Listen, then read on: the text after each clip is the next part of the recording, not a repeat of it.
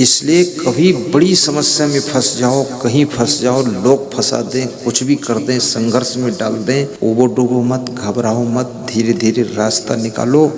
याद रखना, ऐसी कोई समस्या का जन्म नहीं हुआ है जिसका समाधान ना हो। समाधान होता है, बस धैर्य रखो, तसल्ली रखो। और इस दुनिया के अंदर सबसे पहले होश हवास में रहना चाहिए। होश हवास, जोश खरोश में नहीं, होश में रहो।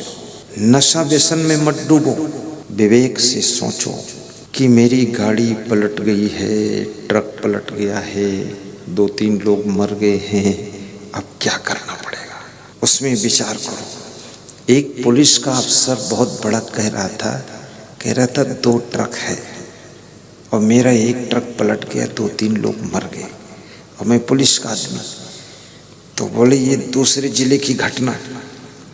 बोले मैं तुरंत फिर वहाँ पहुँचा अपनी पुलिस ड्रेस में ही और पुलिस वालों से सेटिंग बिठा लिया और रफा दफा करके फाइनल कर दिया।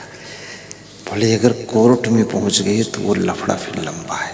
वहाँ तो बड़े बड़े शेर, बबर शेर बैठे हैं कोर्ट में। कोर्ट में बबर शेर रहते हैं, वहाँ तो पूरा नोच डालेंगे वो लोग। और भारत देश में तो गलत क्या है सही क्या है ये तय होने में ही 20 साल निकल जाएंगे, तुम्हारा टाइम बर्बाद हो जाएगा। एक भैंस किसी गांव से भागती हुई जा रही थी, तो आगे जंगल में बंदर मिला। उसने कहा तुम क्यों भाग रही, इतना भागते कभी देखा ही नहीं तुमको, इतनी स्पीड से, बिल्कुल टॉप गियर में ऐसी छलांग, ये तो बिल्कुल घोड़ी की तरह भाग रही हो। अरे बोले भाड़ में जाए, घोड़ी बचना है हमको। बोले किससे? बोले गांव में पुलिस आई है। बोले तो पुलिस आई तो तूने क्या गलती किया? अरे बोले जंगली हाथी ने किसी का कच्चा मकान गिरा दिया है, ढकेल के साथ दीवार गिरा दी, उजाड़ दिया है और एक आदमी दीवार के नीचे दब के मर गया है। तो पुलिस हाथी को पकड़ने आई। तो बोले तू तो भैंस है, तू हाथी तोड़े, तू क्यों पकड़ रही है? बोले पुलिस का क्या भरोसा, हाथी तो मिलेगा नहीं, वो भैंस को ही पकड़ लेंगे और ले जाएंगे। और उसको ले जा करके, तो बोले ले भी जाएंगे तो बात को तो सिद्ध हो जाएगा ना कि तुम भैंस हो, हाथी नहीं हो। बोले ये हिंदुस्तान की कोर्ट में सिद्ध होने में 20 साल निकल जाएंगे, तो 20 साल मेरा टाइम बर्बाद हो जाएगा, इसलिए भागने दो। तो बंदर बोला फिर मैं भी भागूं। अरे बोले भाग कर ही बच सकते, बाकी कोई उपाय नहीं, ऐसा तो मामला है। लेकिन कबीर साहब ने एक बड़ा सुंदर गीत कहा है, दुख में मत घबराना पंछी, ये जग दुख का मेला है। घबराओ मत। राम भगवान के पिताजी मर गए, माताएं विधवा हो गई, सीता हरण हो गया, लक्ष्मण को शक्ति बाण लग गया, सुग्रीव भी राम भगवान से असंतुष्ट होकर अपने राजकाज में फंस गया। भगवान चिंतित हुए कि अब क्या किया जाए। तो लक्ष्मण ने कहा कि आप मुझे आदेश करो, मैं सुग्रीव को मार देता हूँ। अरे बोले तेरे बुद्धि नहीं है, मार मत, बाली को मारा है, मारना अब नहीं है। जाओ सुग्रीव से कहो कि भगवान ने याद किया है। लक्ष्मण गए, सुग्रीव से बताया भगवान ने याद किया। सुग्रीव आए, बोले सुग्रीव तुम भूल गए थे क्या? बोले प्रभु ये संसार माया में सभी जीव भूल जाते हैं, आपने याद दिला दिया, बस अब सेवा करूंगा आपकी। तो सुग्रीव की सेना ही तो रावण को परास्त करने में मदद करती है, इसलिए सुग्रीव को अपने साथ लिया था उन्होंने, क्योंकि सेना के बिना युद्ध नहीं हो सकता है। तो ऐसे दुखों में फंसे हुए राम, कबीर साहब एक गीत गाते हैं कि दुख में मत घबराना पंछी, ये जग दुख का मेला है। गाइए सब लोग, दोहराइए 2 मिनट, संत लोग गाएं, गाओ, बहुत अच्छा है।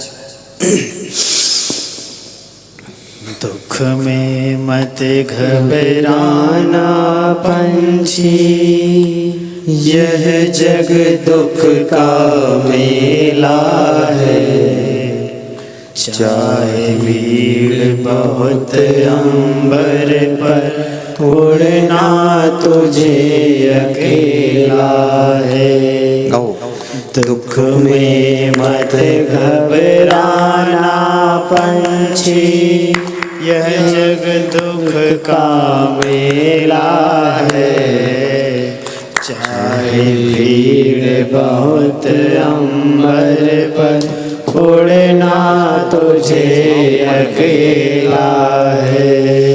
नन्हे कोमल पंख तेरे और गगन की ये दूरी, नन्हे कोमल पंख तेरे और गगन की ये दूरी, बैठ गया तो होगी कैसे मन की अभिलाषा पूरी, बैठ गया तो होगी कैसे मन की अभिलाषा पूरी। उसका नाम अमर है जग में, जिसने संकट झेला है। उसका नाम अमर है जग में, जिसने संकट झेला है। दुख में मत घबराना पंछी, यह जग दुख का मेला है। दुख में मत घबराना पंछी, यह जग दुख का मेला है।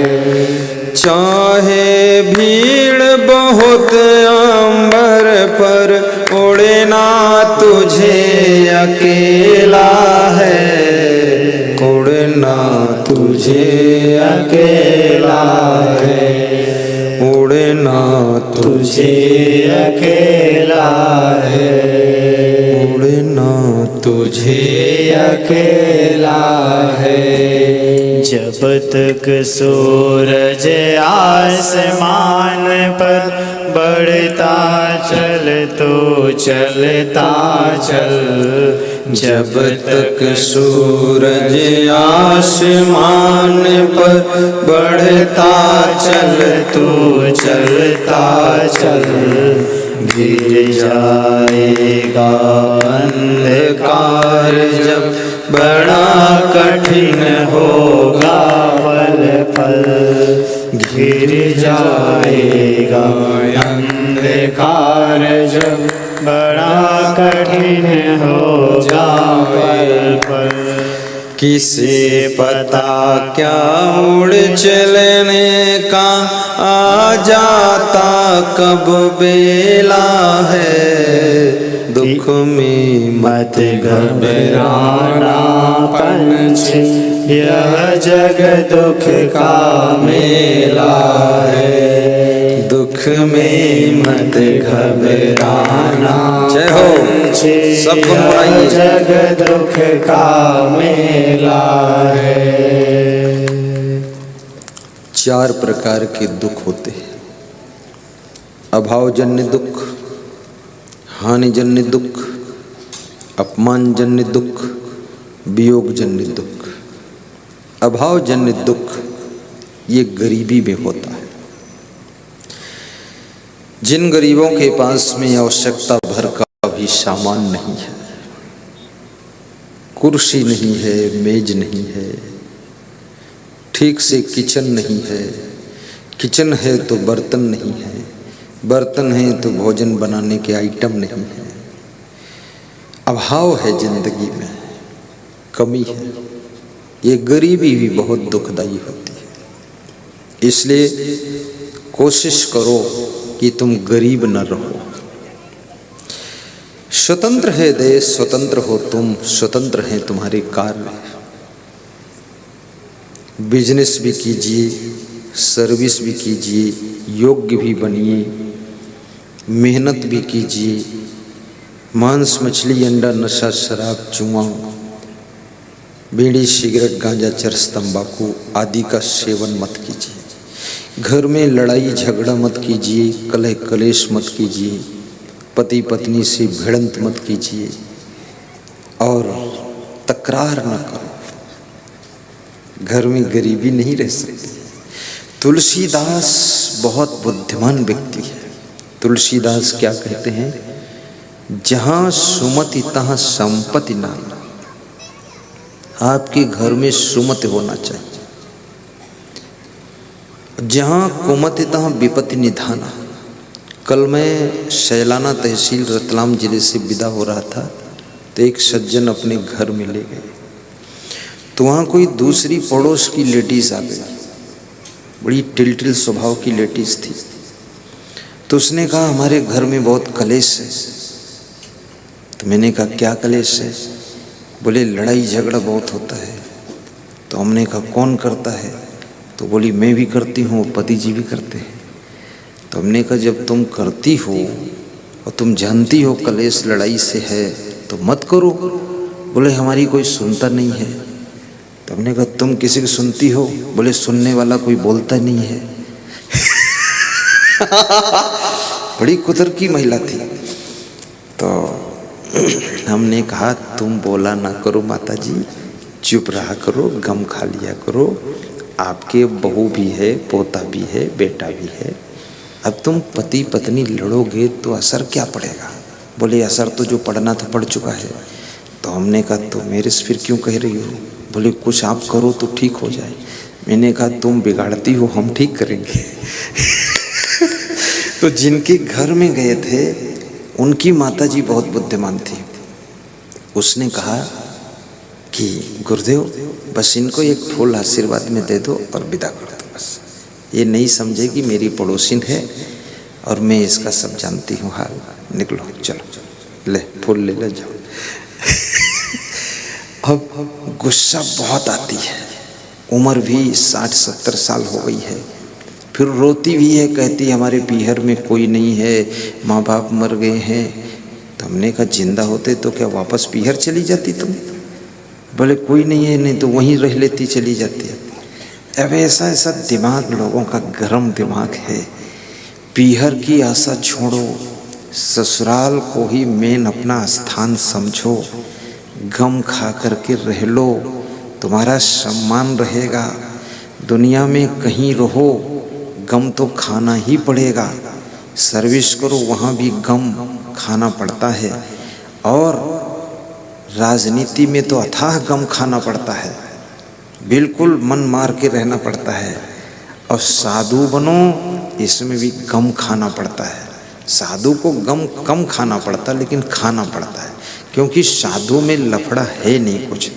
अब कुछ साधुओं का थोड़ा थोड़ा होता है, उनका गर्म दिमाग है तो कमंडल ही फेंक देगा दूसरे का।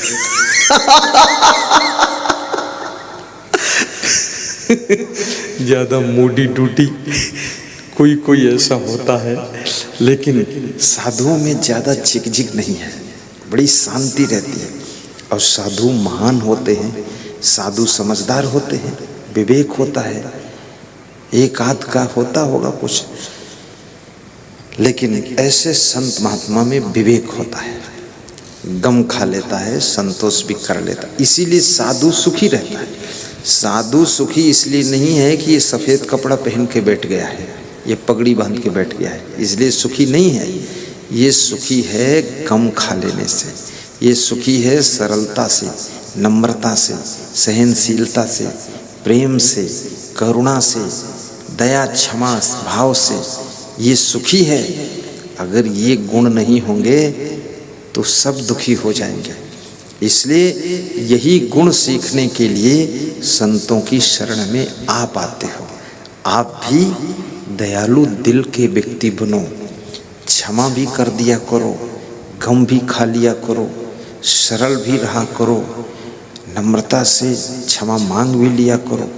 माफ़ कीजिए भाई साहब, अगर मेरे बेटे से गलती हुई है तो उसके लिए हम क्षमा मांग लेते हैं, और बेटे को मैं डांटूंगा, घर में आकर उसको समझाता हूं तुम ऐसी गलती मत किया करो। बस नम्र हो जाओ, और साथ में दान पुण्य भी करो।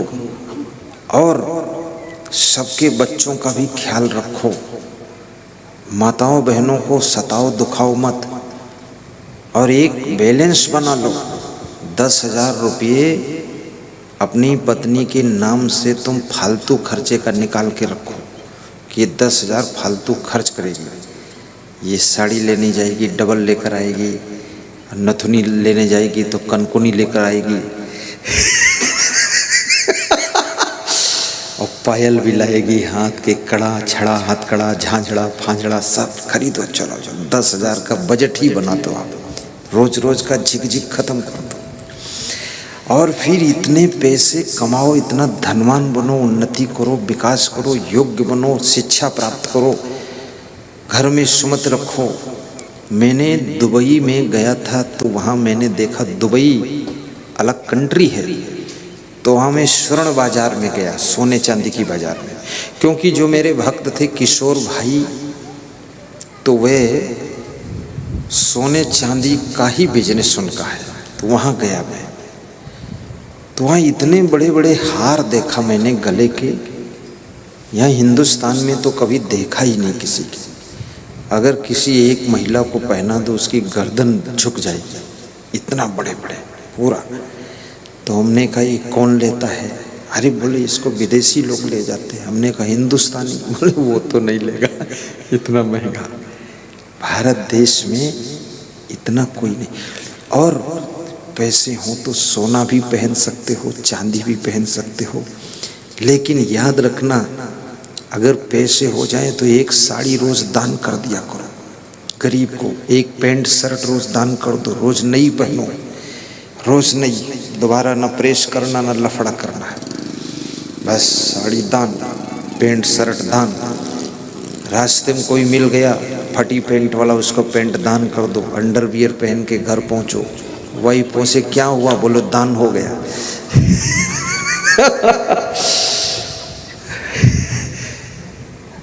दानी बनो।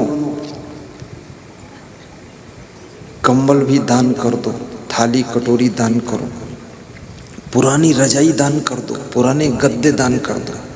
गरीब को पुराना मिल जाए, टूटी कुर्सी, एक टांग टूट गई हो कुर्सी को दान कर दो। गरीब आदमी एक टांग लगा लेगा, 4 टांग तो खरीद नहीं पाएगा, काम चलेगा उसका। ये दिल होना चाहिए। घर में 2 लाख का कमरा भरा है कबाड़ खाना से, निकालो सामान दे दो, लोगों को छुट्टी कर दो, साफ सुथरा जगह हो जाए। वो दान के पुण्य के प्रभाव से नया सामान तुम्हारे घर में आ जाएगा, इसकी गारंटी हम लेते हैं, इसमें कोई चिंता की बात नहीं है। और फिजूल खर्ची बिल्कुल न करो। फिजूल में तो बातचीत भी मत करो, फिजूल में कहीं खड़े भी मत हो, फिजूल में टाइम भी मत खर्च करो, और फिजूल में कुछ बोलो भी मत, और फिजूल खाओ पियो भी मत। अभी घर से खा कर गए, फिर सुभाषरा मंडी के चौराहे पर फिर कचौड़ी खा रहे हैं, तो तुम्हारा नाम कचरूमल है क्या हो तुम? फिर वहाँ क्यों खा रहे हो? दलपट में खाए थे, 5 मिनट में भूख कहाँ से लग गई? वहाँ मत खाओ कचरा पचरा, बस फिर आना घर खा लेना। और भूख भी लगे तो बाजार में एक केला लेकर खा लो, एक अमरूद लेकर खा लो, एक सेव फल लेकर खा लो, एक टमाटर लेकर नमक के साथ खा लो। और कचौड़ी भी बहुत खाने का मन है तो जो साफ सुथरा बनाता हो, एक कचौड़ी एक समोसा बस खा लो, 5-5 कचौड़ी नहीं, फिर पेट खराब होगा, स्वास्थ्य खराब होगा, डाइजेशन खराब होगा, कब्जियत बनेगी, डिस्टर्ब होगा, ऐसा ध्यान रखना। और अपने घर वालों से खूब प्रेम किया करो। पड़ोसियों से तुम प्रेम से बोलते हो और घर वालों से प्रेम नहीं करते हो, बड़ी मज़े की बात है। आदमी कितना गुस्सैल हो, सड़क पर जा रहा हो, कोई उसको सामने से आता मिले तो उससे हंस के कहता है राम राम राम राम राम, और उसकी पत्नी साइड में हो, उसकी तरफ मुड़ता है क्या तो बहुत ये आदत को सुधारो, थोड़ा सा आपस में भी प्रेम रखो। कभी पत्नी से गलती हो जाए तो घर में उसको थोड़ा डांट दो, समझा दो, लेकिन रोज डांटो भी मत, महीने में एक बार डांटी पिलाओ। और पति से गलती हो जाए तो पत्नी को डांटना नहीं चाहिए, बस ये कहना चाहिए कि पति देव आप हमको सुधारने वाले हैं, आप तो अपने आप सुधरने वाले हैं, थोड़ा संभल के चलना रास्ता। क्योंकि इस माया की सड़क पर बहुत लोग फिसल कर गिर पड़ते हैं। चलना संभल संभल के माया नगर यही है और कहीं नहीं है, यही है ये माया नगर। अगर तुम तंबाकू खाने लगे तो समझो माया में फंस गए। माया और है क्या? तुम माया किसे कहते हो? माया क्या चीज़ है? यदि तुम मांस, मछली, अंडा, मुर्गी, कुकरी, कुतिया खाने लगे तो समझ लो माया में फंस गए हो। यदि तुम दिन रात झूठ बोलते हो, ईर्ष्या द्वेष करते हो, जलन करते हो, आलस्य करते हो, आलस्य भी माया का एक रूप है, गुस्सा भी माया का एक रूप है, ये माया के ही रूप हैं। इस माया मोह से बचना। और साथ साथ में एक चीज चुपके से बता देता हूँ, इसको बहुत ध्यान रखना कि तुम्हारा भाग्य हर वर्ष बदलता है, हर रोज बदलता है, हर महीने में बदलता है, हर महीने में बनता है और बिगड़ता है। ये भगवान के घर देर है अंधेर नहीं है। भाग्य का सूरज, तुम्हारे पास गरीबी है तो भी घबराना मत, कभी अमीरी आ सकती है। मनोबल मत गिरने दो, दुखी न रहो। गोधन गजधन बाजधन और रतन धन खान, जब आवे संतोष धन सब धन धूरि समान। संतोषामृत तृप्ता नाम तत्सुखम शांत चेत साम, न च तद्धन लुब्धा नाम इतस्य एतस्य धावताम। नास्ति संतोषता परम सुखम, संतोष से बड़ा कोई सुख नहीं है, इसलिए अंदर संतोष भी रखो। और एक छोटी सी कथा सुनाता हूँ। अमेरिका में एक सेठ रहता था, उसके 10 मकान थे, 7-7 मंजिल के ऊंचे थे। हिंदुस्तान का एक साधु अमेरिका गया, उस सेठ के पास पहुंचा। सेठ भी इंडियन था, तो उसने कहा सेठ जी एक कमरा चाहिए मुझे 1 महीने के लिए। सेठ ने 21 नंबर की चाबी दिया, 21 नंबर कमरे में चले जाइए, 2 नंबर बिल्डिंग में। साधु जाकर कमरा खोलकर 1 महीना रहा, साधना भजन पूजन पाठ किया। 1 महीने बाद साधु विदा होने लगा। सेठ जी से बोला मैं जाना चाहता हूँ। सेठ जी ने कहा खुशी से जाओ महाराज, धन्य है, कमरा पवित्र हो गया, लेकिन 1 महीने का किराया देकर जाओ, रसीद कटवा। बोले कितना किराया है? बोले 10,000। महात्मा को पसीना आ गया माथे पर, महात्मा घबरा गया, उसके पास 10,000 थे भी नहीं। महात्मा ने कहा सेठ जी 10,000 तो नहीं है। बोले तो है नहीं तो रहे क्यों? बोले मैं सोचता था आप इतने बड़े सेठ हैं, एक संत की सेवा कर देंगे निःशुल्क। बोले मैं निःशुल्क तो अपने बाप की भी नहीं करता हूँ, अपनी भी नहीं करता हूँ। निःशुल्क वाला फ्री वाला काम कोई नहीं होता, आपको देना पड़ेगा पेमेंट। तो महात्मा असमंजस में पड़ गया। तो महात्मा ने दिमाग लड़ाया और अपने झोली में हाथ डाला और एक सुई निकाला और सुई उस सेठ को दिया कि ये लो। बोले इसको क्या करेंगे हम, ये तो सुई तो 25 पैसे में मिल जाती है। अरे बोले नहीं, जब तुम मरोगे तो ये सुई साथ में लाना, स्वर्ग नरक के फाटक पर मैं कुर्सी पर बैठा मिलूंगा। यदि तुम्हारा प्रवेश नरक का होगा तो हम सिफारिश करके भगवान से तुम्हें स्वर्ग में पहुंचा देंगे, बस सुई दिखा देना, मैं जान जाऊंगा वही सेठ आया है। तो सेठ बड़ा खुश हुआ, उसने संत के चरण छुए। बोले शास्त्रों में लिखा है ना कि परहित सरिस धर्म नहीं भाई, और संत समाज सदा सुखदाई। आपने तो महान कार्य किया, प्रभु संत हैं आप तो हमको, जाओ महाराज जाओ। संत जी मुस्कुराते हुए चल दिए कि पिंड छूट गया, छुट्टी मिल गई। और सेठ जी बड़े खुश कि हमको स्वर्ग मिल गया, सब कुछ मिला, स्वर्ग आज तक नहीं मिला। स्वर्ग का सर्टिफिकेट दे दिया, सुई दे दिया। सुई लेकर सेठ जी अपनी पत्नी के पास गए। सेठानी ने पूछा वो महात्मा वाले कमरे का किराया हो गया फाइनल? ज़्यादातर पत्नियां बड़ा हिसाब किताब रखती है, बहुत वहाँ फाइनल हुआ कि नहीं हुआ, वहाँ फाइनल। अरे मत पूछ, थोड़ा शांति से रहने दे। तो पूछा तो सेठ जी ने कहा किराया मिल गया। बोले क्या मिला? बोले स्वर्ग मिला है। बोले स्वर्ग कैसा, कैसे? तो सुई निकाल कर दिया। बोले ये सुई है, महात्मा जी ने दिया है, जहाँ स्वर्ग नरक का फाटक है वहाँ महात्मा जी बैठे मिलेंगे और हम तो मरेंगे तो सुई दिखा देंगे वहाँ, तो महात्मा जी सिफारिश करके भगवान से कह देंगे तो भगवान नरक के बजाय स्वर्ग में स्थान दे देंगे। ये रखो संभाल के, तुम बहुत भोली हो, तुमको मालूम नहीं। तो पत्नी चलते पुर्जे की थी, होशियार थी। उसने कहा कि एक बात बताओ सेठ जी, तुम रहे उल्लू के उल्लू ही। बोले उल्लू क्यों?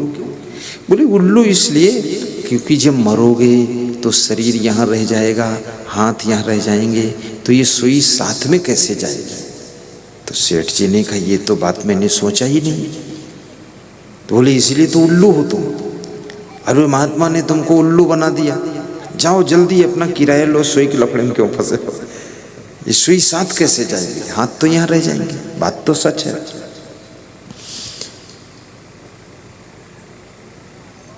मुट्ठी बांध के आया बंदे, हाथ पसारे जाएगा। मुट्ठी बांध के आया बंदे, हाथ पसारे जाएगा। कितनी बड़ी बात है। तो सेठ जी फिर दौड़े महात्मा की ओर। 1 किलोमीटर महात्मा निकल गया था। महात्मा भी अगर चलते पुर्जे का होता तो फिर वो कोई गाड़ी वाहन पकड़ लेता, भाग जाता, लेकिन वो भाग नहीं पाया, पैदल ही जा रहा था भजन गाता हुआ। फिर महात्मा को रोका, ये साधु रुक जा, ये साधु रुक रुक भाई, तूने मुझे उल्लू बना दिया। तो साधु ने सोचा फिर आपदा आ गई, कुछ लफड़ा हो गया। साधु रुका। बोले क्या बात सेठ जी? बोले आपने हमको उल्लू बना दिया। बोले मैं क्यों उल्लू बनाऊंगा? आपको तो परमात्मा ने पहले से उल्लू बनाकर भेजा है, आप तो पहले से ही उल्लू हैं, हमको बनाने की क्या जरूरत है? आप तो बने बनाए उल्लू हैं। बोले मेरी पत्नी भी कहती उल्लू और आप भी कहते उल्लू, तो वास्तव में उल्लू हूँ क्या? बोले उल्लू, पूरे उल्लू। बोले कैसे? बोले क्यों दौड़ कर आए, डिस्टर्ब कर रहे हो, मैं जा रहा हूँ भजन गाता हुआ, क्या कारण बताओ ना। तो सेठ ने कहा कि जब हम मरेंगे शरीर यहाँ रह जाएगा, तो हाथ भी यही रह जाएंगे, तो ये सुई साथ में कैसे जाएगी ये बताओ। तो महात्मा ने हंसकर कहा जब सुई भी साथ नहीं जाएगी तो क्या 1 महीने के कमरे का किराया साथ जाएगा? उल्लू आदमी तो है ही हो तुम। जब एक सुई नहीं ले जा सकते यहाँ से तो ये लफड़ा क्यों डाल रहे हो, हमको जाने दो। तो सेठ बोला तुम जाओ महाराज, समझ में आ गया, उल्लू बना खत्म हुआ।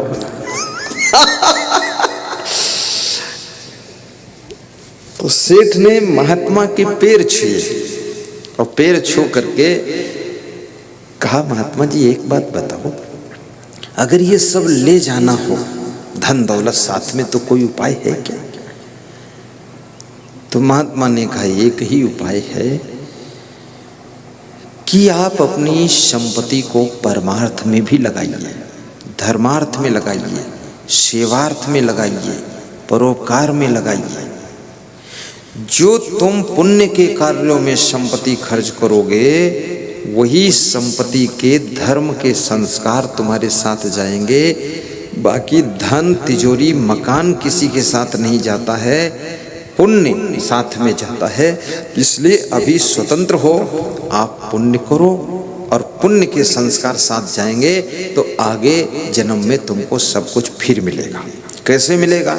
ऐसे मिलेगा जैसे मिलेगा, बताता हूँ आपको। विश्राम सागर एक बहुत बड़ा शास्त्र है। उसमें राजा वीरभद्र घर में सोए थे, अचानक पड़ोसी राजा ने हमला किया।